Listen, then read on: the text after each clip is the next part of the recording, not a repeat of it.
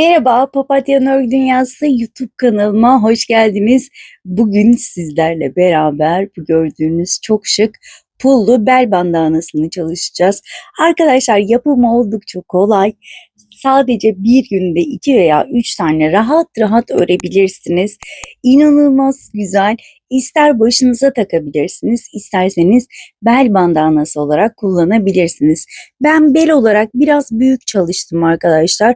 Ama siz daha küçük yaparak saç bandanası olarak da rahatlıkla kullanabilirsiniz. Şöyle bu pullar tam net bilmiyorum görünüyor mu? İnanılmaz güzel. Şu güzelliğe bakar mısınız? Hemen diğerini de göstermek istiyorum. Tabii ki olmasın olmaz. Tarçınım, şu parlaklığı umarım ki kamera alıyordur ve gerçekten çok güzel oldu. Aslında büyük pullarla çalışacaktım ama elimde bu pullar olduğu için bu pulları kullandım. Arkadaşlar hemen şöyle ipimden bahsetmek istiyorum. Alize Diva kullandım. İstediğiniz renklerde kullanabilirsiniz.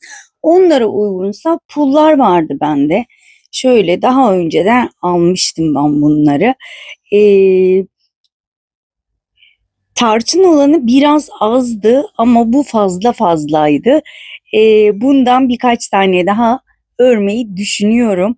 Ama tarçından maalesef öremeyeceğim çünkü ondan bitti. Evet arkadaşlar şöyle tersini de göstermek istiyorum. Normal kafes bir çalışma. İnanılmaz kolay. Birazdan göreceksiniz zaten. Sizler de başladığınızda hemen eliniz ilerleyecek. Ve tığımı göstermek istiyorum. 3 milimlik tığ kullandım arkadaşlar.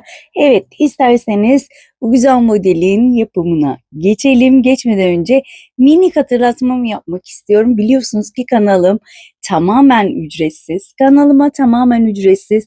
Abone olup bildirimleri açıp bir de bu videoyu beğenirseniz beni gerçekten çok mutlu etmiş olursunuz. Biliyorsunuz ki Heype diye bir şey çıktı. Hype'lerseniz de gerçekten çok sevinirim diyorum ve hemen bu güzelliklerin yapımına geçiyorum. Evet arkadaşlar öncelikle sihirli halka ile başlıyorum. İpimi halka haline getirdim. Halkamın içinden tığ battım. 3 tane zincir çekiyorum. Çektiğim 3 tane zinciri bir tane ikili trabzan sayıyorum. Ve çektiğim zincirle beraber 3 tane ikili trabzan yapıyorum. Yan yana 3 tane hiç elimi sıkmadan ikili trabzanımı yaptım. Arada 2 zincirim var. Tekrar 3 tane ikili trabzan.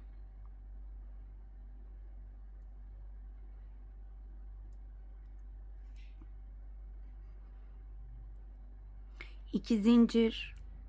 Son grubumu yapıyorum. Yine 3 tane ikili trabzan. Sihirli halkamın ipini tutup ortayı iyice kapatıyorum. Daha sonra sihirli halkamı hemen şu ilmekleri tutturup bir düğüm atıp saklayacağım. Şimdi 3 tane zincir çekiyorum. 1 2 3 çevirdim. Tığın başını doladım. Önümdeki 2 zincirlik boşluğa kenarlarımız hep bu şekilde başlangıç ve bitiş su taşı olacak arkadaşlar. Yani 3 tane ikili trabzan, 2 zincir, 3 tane ikili trabzan. Henüz pullarımı takmaya başlamadım. Evet. Şimdi burada 5 tane zincirim var. Her zaman 5 zincir çekeceğiz. 1, 2, 3, 4, 5 ve diğer 2 zincirlik bölüme geçtim. Yine oraya su taşı yapıyorum. Yani 3 tane ikili trabzan, 2 zincir, aynı 2 zincirlik bölüme 3 tane ikili trabzan yapıyorum. 1 2 ve 3. Şöyle de göstermek istiyorum. Bakın. Şu kenarlarımız bizim sürekli devam edecek. Bu ortada arttırmalar yapacağız hep. Şimdi 1 2 3 her zaman 3 ile yukarı çıkıyorum ve su taşımı yapıyorum. 3 tane ikili trabzan,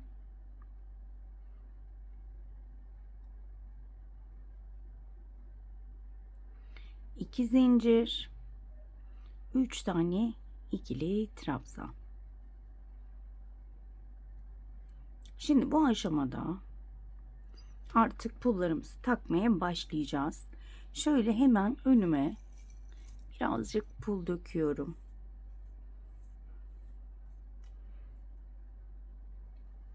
Evet. Bakın. 5 tane zincirim var. 1, 2, 3, 4, 5. Şimdi ben burayı ön kabul ediyorum. Ön ve arka pul takma şekli değişiyor. Şimdi önden taktığım için hemen bir tane pul alıyorum. Tığıma geçirdim. Tığımda hemen 1, 2, 3. zincire battım. İlmeğin içinden geçirdim. Pulun içinden geçirdim ve sık iğne yaptım. Bakın bu şekilde ilk pulumuzu taktık. 1, 2, 3, 4, 5 ve hemen kenar bölümüne geçiyorum. Su taşımı yapıyorum. 3 tane ikili trabzan, 2 zincir, 3 tane ikili trabzan şeklinde. İnanılmaz kolay ve inanılmaz keyifli örülüyor arkadaşlar. Pullar takıldıkça inanılmaz güzel duruyor. Bunda daha da güzel duracak sanki. Evet. 1, 2, 3 zincir çektim. Çevirdim. Yine kenar bölümünü yapıyorum. Kenar bölümünü sürekli söylemeyeceğim arkadaşlar yaparken. Çünkü 3 tane ikili trabzan, 2 zincir, 3 tane ikili trabzan. Evet. İşte bakın arka bölümdeyim. Şimdi yine burada 5 tane zincirim var. 1, 2, 3, 4, 5. Bu sefer pul takmıyorum. Hemen burada 1, 2, 3. zincire şöyle batıyorum. Daha sonra bakın arka tarafta şöyle tığ bırakıyorum ve ilmeği çektim. Sık iğne yaptım. Bakın pul arkada kaldı. Yani daha doğrusu ön tarafta kalmış oldu. Tekrar 1, 2, 3, 4, 5. Bakın 1, 2, 3.'ye battım. Bakın tığ geçirdim. Hemen bu tığın içine pulu bırakıyorum ve hem pulun hem de zincirin içinden ilmeği geçirdim. Sık iğne yaptım. Şöyle elinizle düzeltin eğer yamuk duruyorsa. Daha sonra 1, 2, 3, 4, 5 zincir çektim. Ve tekrar su taşımı yapıyorum. 2 zincir, 3 tane ikili trabzan.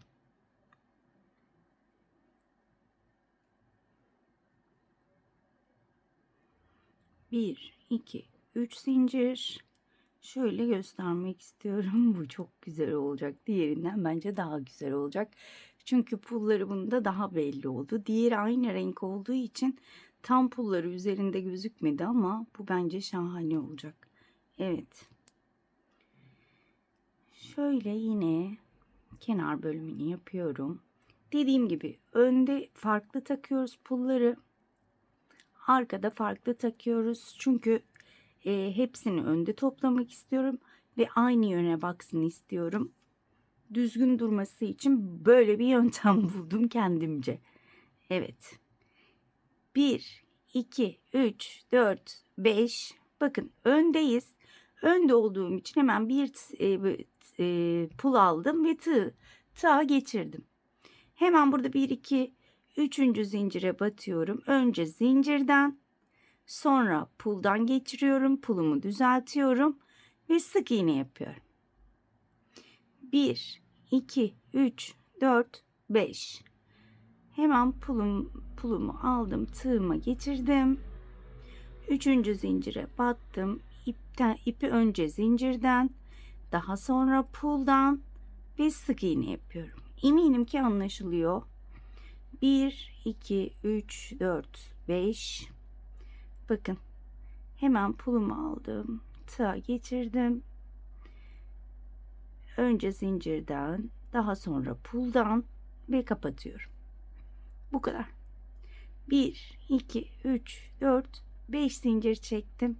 Tekrar kenar bölümünü yapıyorum. Diğerinde biraz aslında zorlanmadım. Pul yetmedi. Ben yeter diye düşündüm. 50 gramdı galiba. Tam olarak bilmiyorum. Daha sonra tartıp size söyleyeceğim. Yetmeyince çok gerildim. Tekrar gidip almak zorunda kaldım. O beni yoruyor arkadaşlar. Yani ben bir işe başladığımı devam edeceğim. Böyle yarım yarım olunca biraz geriliyorum. O yüzden birazcık fazla aldım. Bu sefer yarım kalmayacağız. 1, 2, 3 zincir çektim. Çevirdim. Şimdi arka bölümdeyiz. O yüzden pullarımızı farklı takacağız. 2 zincir çekiyorum. Ve kenar bölümünü yaptım. Hemen burada 5 zincirle başlıyorum. 1, 2, 3, 4, 5. Bakın. Hemen bunu 1, 2, 3. zincire battım. Bakın tığımı battım. Hemen bir tane pul aldım. Tığıma geçirdim. İlmeği önce puldan, daha sonra zincirden geçirdim. Sık iğne yaptım. Şöyle de göstermek istiyorum. Bakın muhtazam bir şekilde yerleşiyor. 1, 2, 3, 4, 5. Yani sonradan pul dikmeye hiç gerek yok. Bu şekilde rahatlıkla hem örgünüzü yapabilirsiniz hem de pullarınızı takabilirsiniz istediğiniz yere. Benim kolayıma gitti çünkü ben dikiş dikmeyi sevmiyorum zaten. 2, 3, 4, 5 genelde benim hep gördüklerim işte sonradan dikiyorlar ama ben dedim yok, bunu beraber halledecek bir şey bulmam lazım ve böyle bir şey geldi. Umarım size de faydalı olur diye düşünüyorum. 1, 2, 3, 4, 5 sonuncu zincire batıyorum. Hemen şöyle bakın geçirdim. Sık iğnemi yaptım. 1, 2, 3, 4, 5 ve kenar bölümünü çalışıyorum. Tabi bu kenar bölümlerine de pul takabilirsiniz aynı yöntemlerle. Ben böyle her yerini pullamak istemedim açıkçası. Hani kenarları böyle sade kalsın dedim. Ortası ve püsküllerine ekledim. Bence güzel oldu ama az önce dediğim gibi sizler nerelere pul takmak istiyorsanız benim dediğim yöntemle istediğiniz her yere pul takabilirsiniz. Bakar mısınız şu güzelliğe? Ay çok güzel oldu, evet. Şimdi hemen bazı yorumcular çocuk gibi seviniyorsunuz demiş. Evet, ördüklerim böyle gözüme çok güzel göründüğünde inanılmaz mutlu oluyorum. Diyorum ki abonelerime gerçekten güzel şeyler, kullanışlı şeyler gösteriyorum. Zaten tüm örneklerimi deniyorum, denettiriyorum, mankenlere giydiriyorum. Daha sonra bu videoyu paylaşıyorum. Ördüğümüz hiçbir videonun altında ben ördüm ama sizin gösterdiğiniz gibi olmadı diye ben hiç yorum almadım, almak da istemiyorum. Bakın ön bölüme geldim.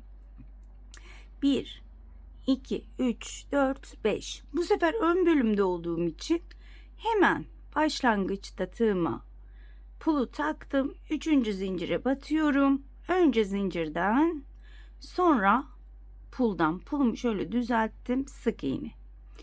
1, 2, 3, 4, 5.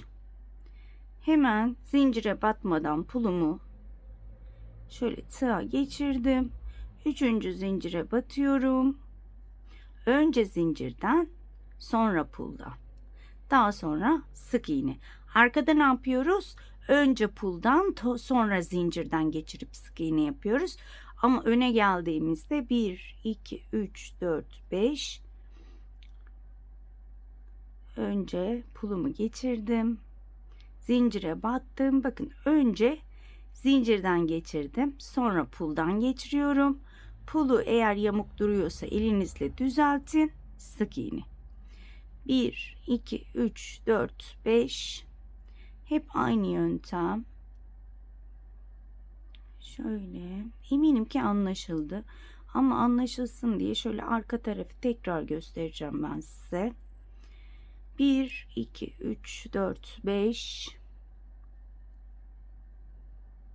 Hemen pulu tığıma geçirdim. Tam böyle saymıyorum zincirleri de. Tam ortaya batırıyorum arkadaşlar. Evet, sabitledim. 1, 2, 3, 4, 5. Hemen kenar bölümünü yapıyorum. Bir de bikinisini yapmak istiyorum arkadaşlar bunu. Yani bu video bittikten sonra bikiniye çalışacağım. Aklımda bir pullu bikini var. Ama diğer bikinilerden farklı olacak. Şöyle göstermek istiyorum. Evet. Bunu ister bandana olarak kullanın, isterseniz bel bandanası olarak kullanın. Nasıl kullanmak istiyorsanız şal bile yapabilirsiniz bu şekilde. İster pullu, ister pulsuz şal da yapabilirsiniz. Bence pullu çok güzel olur. Biraz fazla pul gider ama ortaya şahane bir şey olur diye düşünüyorum. Evet. Bakın kenar bölümünü yaptım. Bakın yine arkadayım. Ters taraftayım.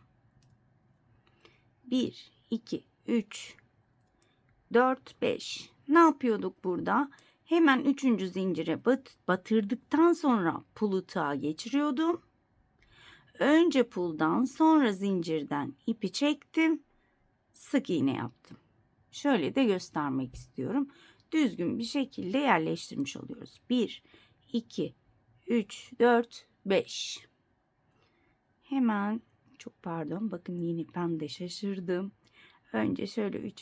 zincire batırıyorum. Pulu daha sonra geçirdim. Sık iğne ile kapattım. 1, 2, 3, 4, 5. Önce 3. zincirden battım. Pulu taktım. Önce puldan sonra zincirden geçirip sık iğne yaptım. 1, 2, 3, 4, 5. 3. zincirden batıyorum. Pulu aldım. Eminim ki anlaşıldı ama yeni öğrenen arkadaşların iyice algılamasını istediğim için biliyorum fazla uzatıyorum. Ama benim için videomu açıp izlediğinizde evet aynısı oldu duymak için yapıyorum bunları. Bir de biliyorsunuz ben öğretmen tarzında anlatmıyorum. Sanki böyle arkadaşınız size öğretiyormuş hissi vermek için senelerdir uğraşıyorum. Eminim ki umarım ki o duyguyu yaşatıyorumdur. 1, 2, 3, 4, 5.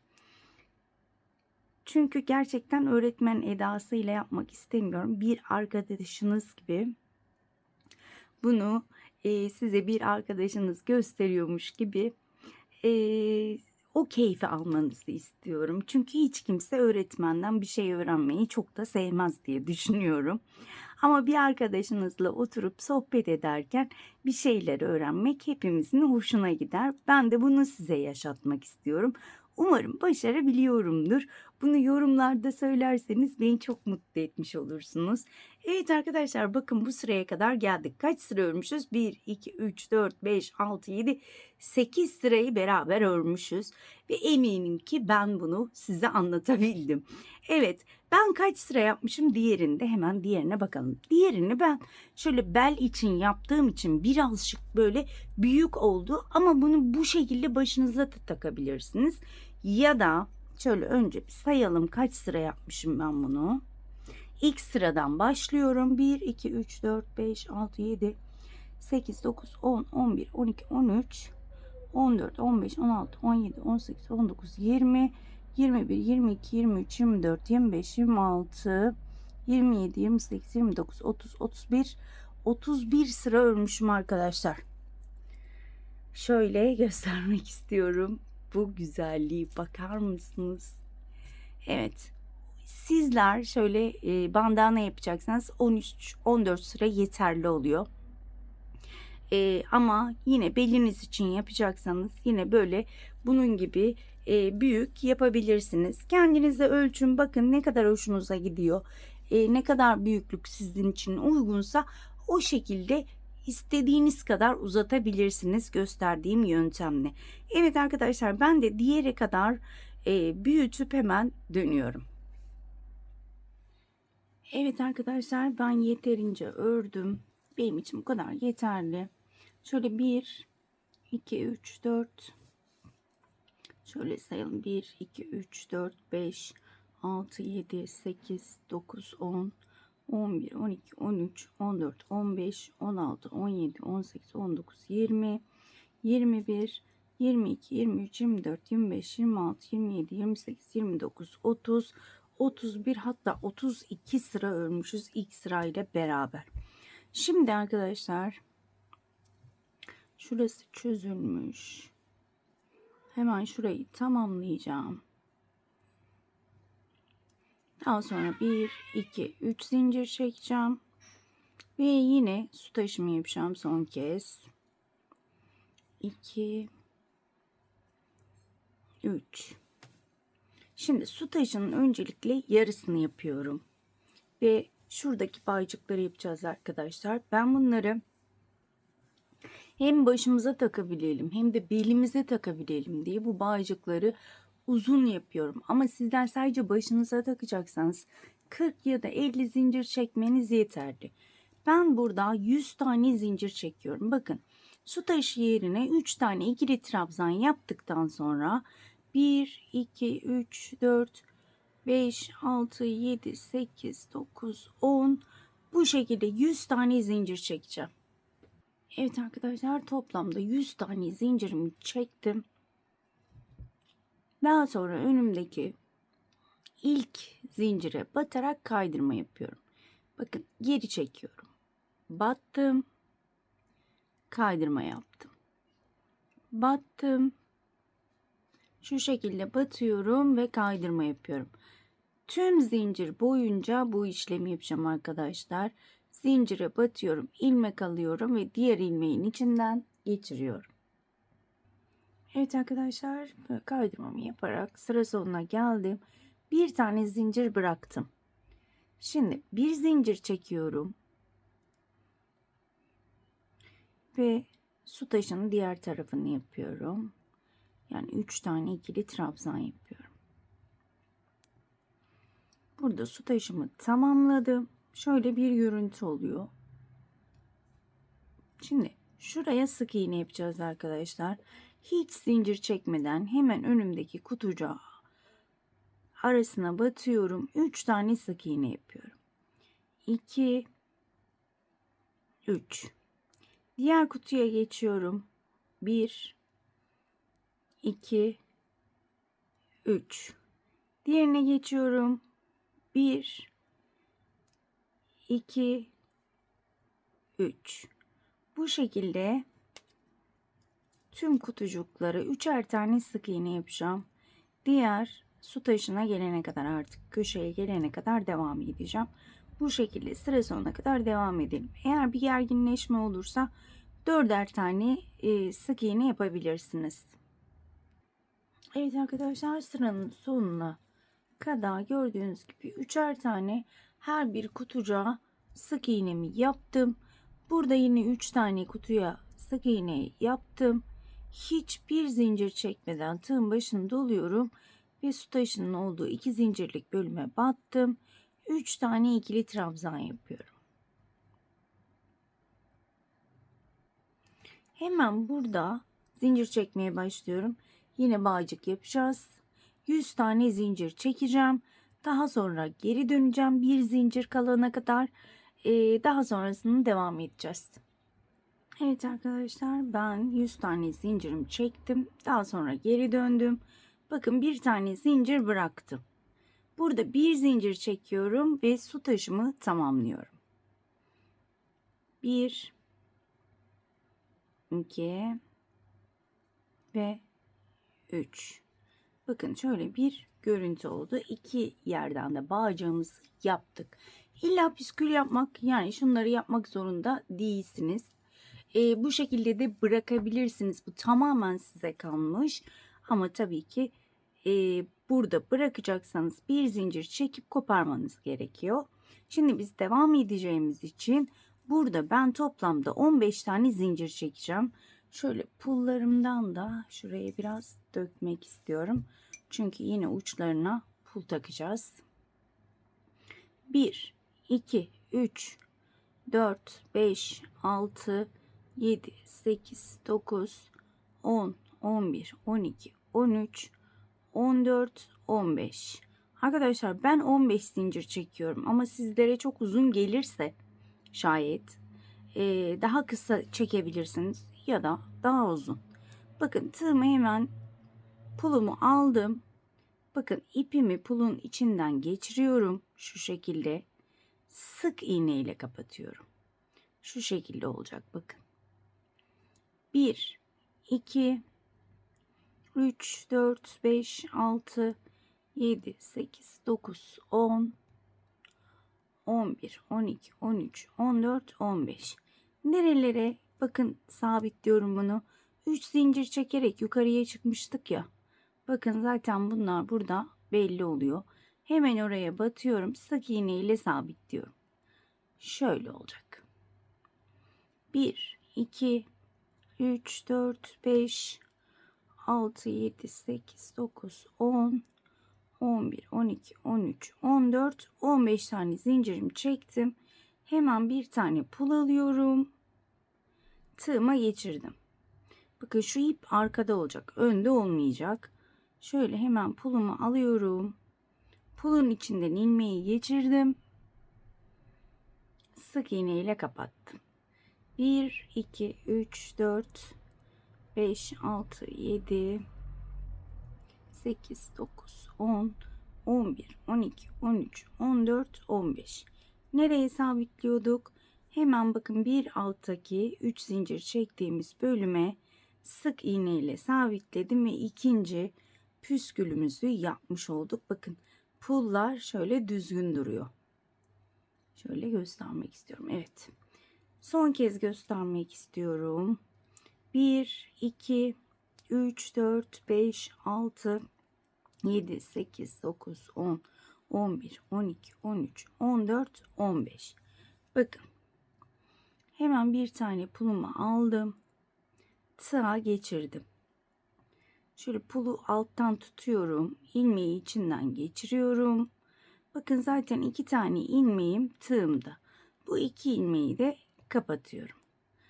Daha sonra 2, 3, 4, 5, 6, 7, 8, 9, 10, 11, 12, 13, 14, 15. Hemen buradaki boşluğa 3 zincirlik bölüme sabitledim. Şöyle de göstermek istiyorum. Bakın pullarımız gayet düzgün. Şöyle şu tam başlangıç noktasına kadar devam edeceğim. Başlangıç noktasında burayı üçleyeceğiz. Yani daha düzgün bir ilerleme sağlamak için şuraya gelene kadar aynı gösterdiğim gibi devam edelim. Evet arkadaşlar, bakın şöyle öncelikle bir göstermek istiyorum nerede olduğumu şaşırmamanız adına. Bakın şuradan başladık. Şöyle üçgen tarafındayız. 2 bağcığımız burada. Biz şöyle geldik. Bir uç kısma geldik. Tam uç kısma, yani başladığımız yere geldik. Şimdi bakın en son şuraya battım. 3 zincir çektiğim yere. Burada batacak yer kalmadığı için ben yine 15 zincirimi çektim. Tam sihirli halka yaptığım yere batıyorum. Sihirli halkanın ortasına battım, sabitledim. Şimdi buradan 15 zincir çekip üste çıkarsam şu orta boş kalacak. O yüzden burada yine 1, 2, 3, 4, 5, 6, 7, 8, 9, 10, 11, 12, 13, 14, 15. Hemen pulumu aldım. Şöyle kapattım. 1, 2, 3, 4, 5, 6, 7, 8, 9, 10, 11, 12, 13, 14, 15. Burayı bir uzun da yapabilirsiniz. Yani 16 da yapabilirsiniz. Sadece şu ortayı. Hemen yine sihirli halkaya batıyorum. Sık iğne ile sabitledim. Bakın ortada bir tane olmuş oldu şöyle. Bakın şöyle bir görüntü olacak. Daha sonra 15 zincir çekip hemen bir üstteki 3 zincirlik bölüme sabitleyeceğim. Şöyle göstermek istiyorum. Evet. 1, 2, 3, 4, 5, 6, 7, 8, 9, 10, 11, 12, 13, 14, 15 zincir çektim.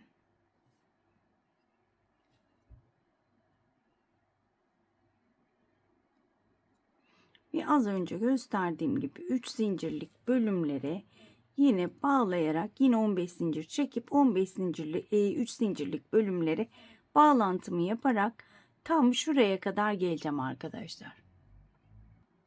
Evet arkadaşlar, artık sıramın sonuna geldim. Ve son olarak buraya değil de ilk trabzan tepesine batıyorum ki diğer tarafla aynı olsun. Şöyle bir kaydırma yapıyorum. Bir zincir çekip ipimi keseceğim. Artık bitirdik diyorum. Evet. Şöyle hemen çekiyorum ipimi. Çok ince bir tığ alıyorum. İlmekleri açmamak adına. Hemen şöyle ipimi saklamak istiyorum. Şimdi böyle ütüsüz, ecik bücük bir şey görünüyor. Ben de ilk yaptığımda ya ütü zaten ben hiçbir örgüye sürmüyorum, değdirmiyorum. Sadece buharını üzerine tutup elimle düzeltiyorum arkadaşlar. Ama yine de korktum, açık açık söylemek gerekirse. Acaba dedim ki buharı tutarsam pullara bir şey olur mu? Acaba buharı üzerine tuttuğumda pullar yamulur mu?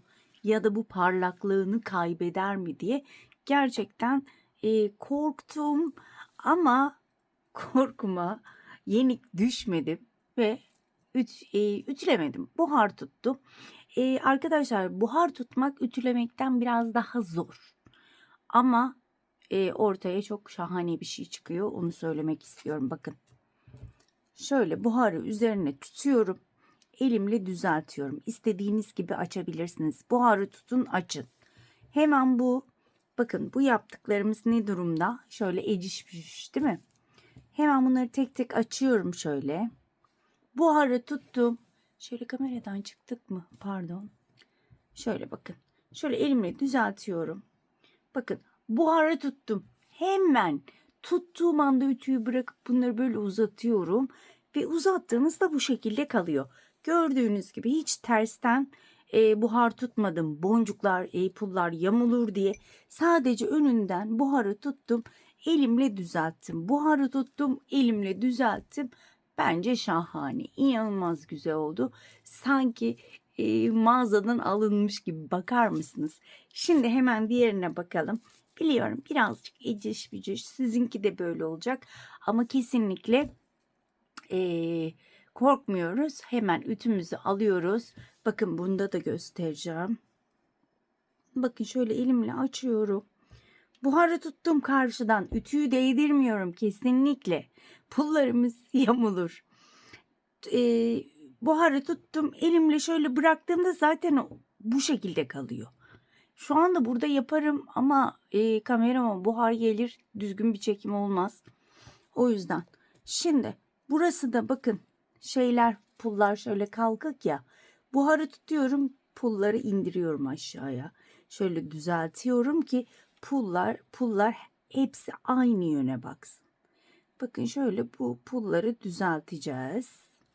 Ben şimdi karşıdan buharımı tutacağım ve daha sonra son görüntüsüyle karşınızda olacağım arkadaşlar. Ben hemen buharımı tutup dönüyorum. Evet arkadaşlar, ben ütümü bitirdim. Daha doğrusu buharlama işlemimi bitirdim. Gördüğünüz gibi püsküllerim gayet düzgün. Şöyle de bir pırıltımı şöyle göstermek istiyorum, şu güzelliği. Hemen arkalı önlü göstermek istiyorum. Evet. Bir de arkadaşlar ölçü vermek istiyorum. Sanırım ölçü vermeyi unuttum. Şöyle püskülsüz halinde bir ölçü vereceğim sizlere. Hemen mezuramı arıyorum. Yani ip çok şey olduğu için böyle nasıl diyebilirim? Her yere eğiliyor. O yüzden düzgün bir ölçü vermek istiyorum. 33 santim baştan uç kısma kadar. Bir taraftan bir tarafa uç kısmıysa tam tamına 50 santim arkadaşlar. Eğer şöyle bağcıklarımızı ölçelim. 30 santim bağcık. Bunları kendinize göre ayarlayabilirsiniz. Evet arkadaşlar, ne kadar ip gitti? Yani diğerine de, buna da gördüğünüz gibi yeni açmıştım ipleri. Yani yarım yumak bile gitmiyor arkadaşlar. Yani 1/3 ancak gidiyordur. Bir yumağın diyorum ve diğerini de şöyle pırıltılarını göstermek istiyorum. Ve artık size veda etme zamanı geldi diyorum. Evet arkadaşlar, umarım açıklayıcı bir şekilde anlatabilmişimdir. Umarım anlatımımdan memnun kalmışsınızdır. Bir dahaki videoda görüşmek dileğiyle. Kendinize çok iyi bakın. Hoşça kalın.